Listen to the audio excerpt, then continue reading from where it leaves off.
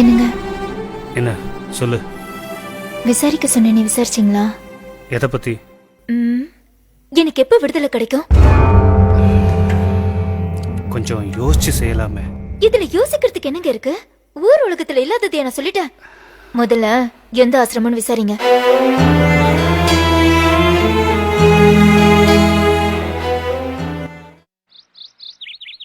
நந்தினி, ஸ்கூலுக்கு டைம் ஆச்சு, கிளம்புங்க. இதோ கிளம்பிட்டேன் மம்மி.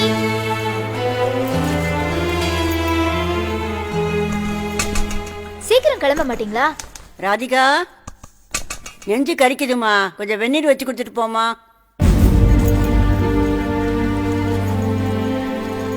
ஏய், என்ன கோபம்? சுடு தண்ணி தானே, அத கூட அவங்களால வச்சுக்க முடியாது. ஏய், என்ன பேசுற நீ? அவங்களால எந்திரிச்சு நடக்க முடிஞ்சா அவங்களே சமைச்சுக்க மாட்டாங்களா? அதான் பிரச்சனையே. இந்த வீட்ல நமக்கு ஒரு சமையல், அவங்களுக்கு ஒரு சமையல், டெய்லி 2 சமையல் செய்ய வேண்டியதா இருக்கு. இதுல உப்பு காரம் ஆகாது, அல்சர் வேற.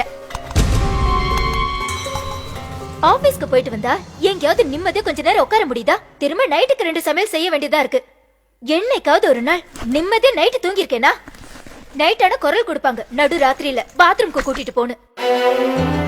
நான் என்ன மனுஷன் இல்ல மாடா? ஒண்ணு இந்த வீட்ல உங்க அம்மா இருக்கணும், இல்ல நான் இருக்கணும். என்னைக்குள்ள ஒரு நல்ல முடிவெடுங்க.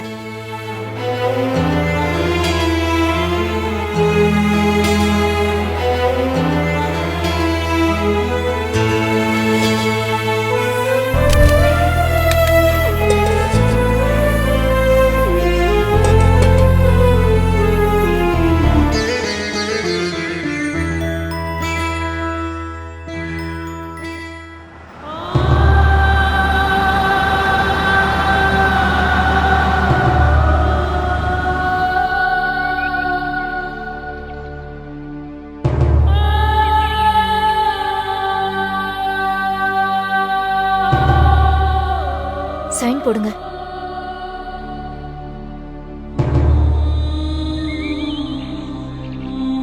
அம்மா, நீ ஒன்றும் கவலைப்படாதம்மா. நம்ம வீடு மாதிரியே இங்கேயும் எல்லா வசதியும் இருக்கும்மா. நம்ம வீட்டில் தான் நீ தனியாக இருந்த. இங்கே உனக்கு பேச்சு துணைக்கு நிறைய பேர் இருக்காங்கம்மா. இங்கே உனக்கு ஏற்ற மாதிரி சமைச்சு போடுவாங்கம்மா. கூப்பிட்ட குரலுக்கு ஒன்று பாத்ரூம்க்கு கூட்டிகிட்டு போவாங்கம்மா.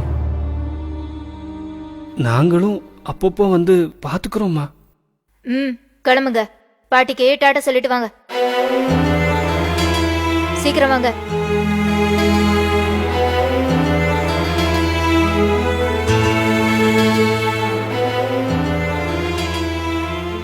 அக்கா, பாட்டி இனிமே நம்ம வீட்டுக்கு வரமாட்டாங்களாக்கா? ஆமாடா, இனிமேல் வரவே மாட்டாங்க. அப்படின்னா நாமும் வயசான உடனே நம்ம அம்மாவை கொண்டு போய் ஆசிரமத்துல சேர்த்துருவோமா? நீ சொல்றது சரிதான்டா, வயசாயிடுச்சுன்னா கொண்டு போய் சேர்த்துட வேண்டியதுதான். சரிக்கா.